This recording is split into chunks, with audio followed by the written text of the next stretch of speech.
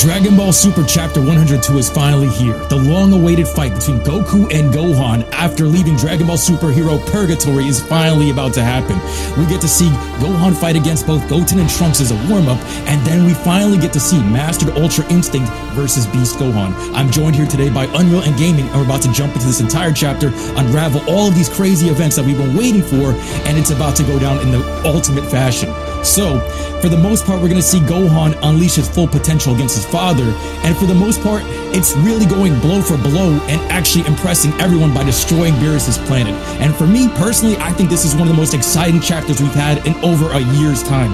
What do you think about this one so far, Alex? Because I'm excited to see what else comes after this. So, not for nothing, I didn't really expect for this to kind of like take the route that they went in terms of having Goten and Trunks be the ones to kind of spar with Gohan, but I kind of get it because Vegeta kind of wanted to see where they're at, and I think that a lot of us can agree in a way that we can't just have those two be like Gohan and Piccolo, like Goku and Vegeta. If Trunks and Goten want to grow up and be a little different, that's fine, but I think that it was cool to see them kind of, you know, display a little bit of, you know, like confidence in their ability to think that they could fight Gohan only to get just bodied by the end. I think all of that was nice, but it was too much. I felt as though a lot of us wanted to see more from the extension involving Beast Gohan and Ultra Instinct Goku, but I think the most interesting part out of all of this was seeing the fact that how Goku takes interest in wanting to kind of experiment and I guess spar with Piccolo, and after learning that Piccolo has his own thing by, of course, the admission of Gohan, and then for Vegeta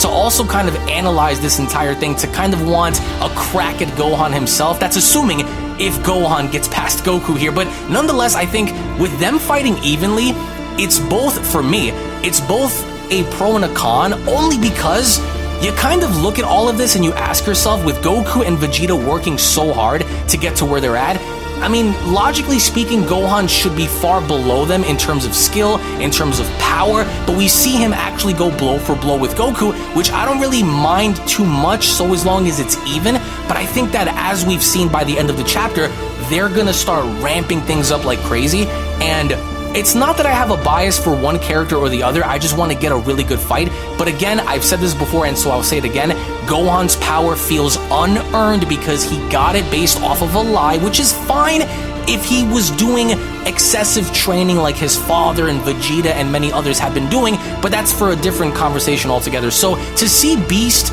match up to the caliber of Ultra Instinct is interesting because so far they're not really damaging each other, but it's more of a test of speed kind of thing, which is insane because they're moving really fast, they're trying to catch one another off guard, and remember, this is, I think, the first challenge that Goku's ever received since fighting Gas, and for Gohan, nobody, I mean, this also includes Cell Max, nobody has ever gone to such an extent to kind of push Beast this far, so that's going to be very interesting. So, just from the beginning, I think the chapter was really fun.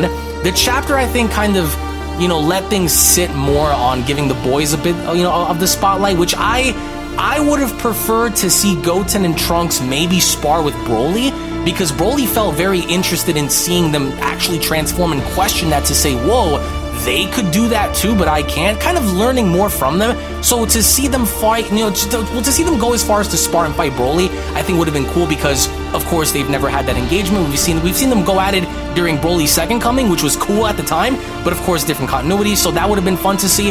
But I think, you know, it also makes sense for Gohan too, because you kind of want to see where he stands. He could effortlessly fight off two Super Saiyans just casually, one-shotted Gotenks with just one kick. So all of that was cool, but I think it was a bit too much, because I think what a lot of us wanted to see by the end, of course, was Gohan and Goku, but that's just my take on the whole thing in terms of those two specifically. Yeah, the part with Goten and Trunks fighting there, I hope they're setting them up for more future growth, because it seems as though that they're trying to drag them back into the story from superhero to now, and hopefully they get a bigger part in the future. It seems as though they might be giving all of them a buff.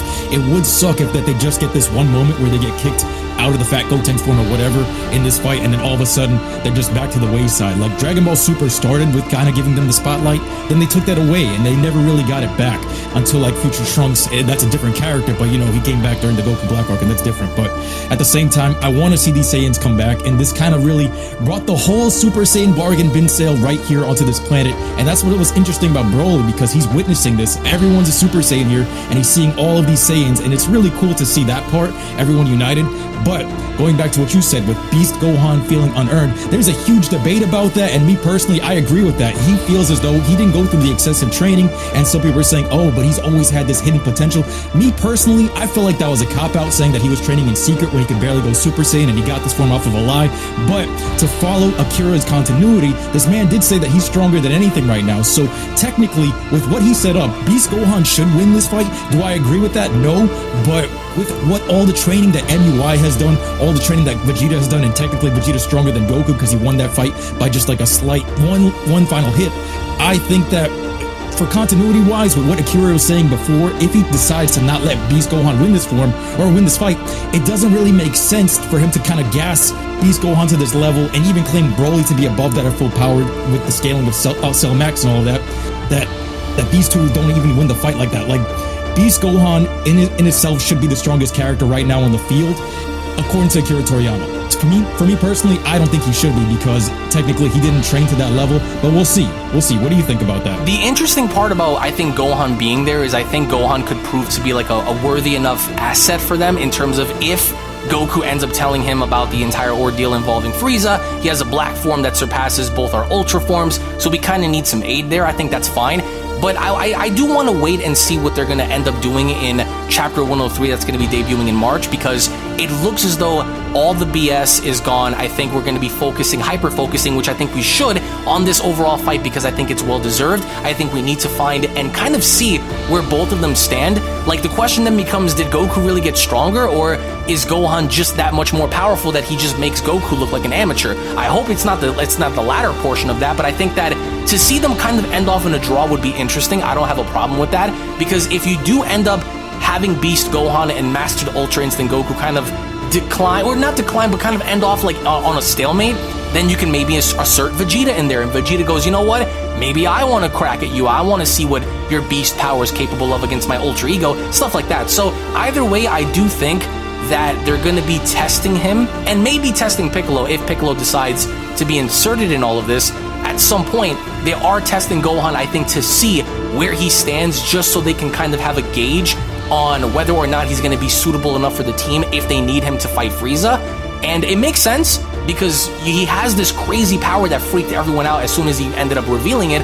But I think that when looking at the entire scope of Goku versus Gohan, it does go back to the anime adaptation when Gohan said, you know, he said something along the lines of like, I'm going to find my own level of power, I'm going to achieve it in my own way, I'm going to be the strongest. And even in Xenoverse 2, last year when they came out with that whole, I'm going to surpass you, Dad. And then we saw like how Goku's like, you know, crappy, you know, little audio distortion there was like, bring it on, Gohan. But the fact that we're getting that is insane. I think the fight should be extended for the entire chapter next month, only because I think, like I said before, this entire thing just covering the basis of Goten and Trunks was a little weird, because I think that, you know, it was a bit too much focused on them, which again, I understand, because you want to kind of scope and gauge to see where they're at, but they're fodder. And the main focus right now is Gohan. I think even when looking at the way Beerus was observing it, he seemed very mad because his entire planet was getting destroyed, but also very hyper-focused on kind of learning and seeing more come from these two.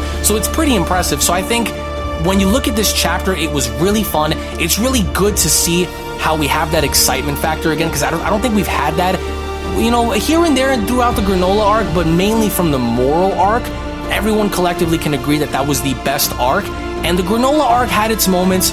Ultra Ego, Black Frieza, we saw Ultra Instinct and Ultra Ego fight against Gas at the same time. All that stuff was cool, but it was here and there. So to see that level of excitement's cool. I hope that we get to see more. But this chapter, out of 5, if 5 is the absolute best with 1 being trash, I would give this a solid 3, maybe 3.5, because we saw the involvement from the boys. We saw Gohan and Goku literally go all out. They're not holding anything back, and only now are they going to continue to kind of amplify that, so that's cool. So I think as this progresses for next month's chapter, they need to give us the entire chapter covering the basis of this fight. And if you want to end it off with one person winning over the other, that's fine, I guess. But if you want to end it in a stalemate or kind of have them be even, that might be the best direction to go in if you don't want to piss off the fans. That's just my opinion. I agree with that, but it also kind of deteriorates the writing from Superhero, where they were like, oh, now he's definitively even stronger than Goku and Vegeta. And for me personally, I also rate this chapter a 3.5. What I want to see for the next one, let's see some more iconic attacks. More than just a sparring session, let's see the special beam cannon. Let's see the Kamehameha being blasted. More attacks, more flashiness, and all of that. And I do want to see a definitive winner, because Beast Gohan, as unearned as it felt, they need to show something more from this form to really show his power and his prowess, because this is still technically a debut. Against Cell Max, he really had like a small window of time to shine, and here we're getting to see everything. And if he loses this fight, with all of the hype that he's gotten, it's gonna get downplayed in the similar fashion to, in my opinion, what happened with Ultra Ego during the Granola arc, where that also kind of got fodderized. So for me personally, for it to be for me to take the writing seriously, Gohan has to win this fight at least by a slight amount, just to kind of keep the continuity seriously. Because even though Goku has been training excessively, with what Akira has said, for it to line up with that type of plot device and for me to take it seriously, he has to be the definitive winner. But I digress. Anyway, let us know what you guys think in the comment section below. Who do you guys think is going to be winning this fight, Gohan or Goku? Let us know. Make sure you guys check out Alex's channel, and I'll be catching you guys next time, alright? Peace.